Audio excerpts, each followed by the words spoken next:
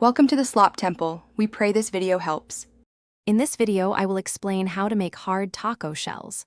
First, gather your ingredients: corn tortillas, cooking oil, and a pinch of salt. Achieving the perfect crispiness starts with the right oil temperature, so heat your oil to 350 degrees Fahrenheit. This ensures a quick fry and a satisfying crunch. You'll need about 1 inch of oil in a sturdy pan. Have your tongs ready for shaping. Before frying, it's crucial to warm your corn tortillas slightly. This makes them pliable and prevents them from tearing when you fold them into the taco shell shape. You can achieve this by microwaving them for about 15 seconds or quickly heating them in a dry skillet for a few seconds on each side. Just be careful not to overwarm them, as they can become too soft. Now for the fun part, frying and shaping. Carefully place 1 warm tortilla into the hot oil.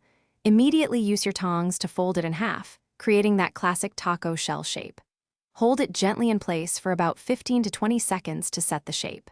Then, allow it to fry for another 30 seconds on each side, or until it's a beautiful golden brown and feels firm to the touch.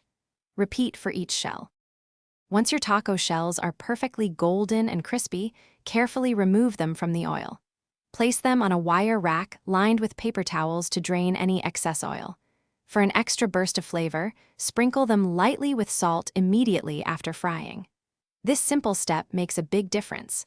Let them cool completely before filling with your favorite taco ingredients. Be sure to check the description below for a link to the Shark AI Ultra Robot Vacuum and other great deals. Thanks for watching. Consider subscribing if we helped you.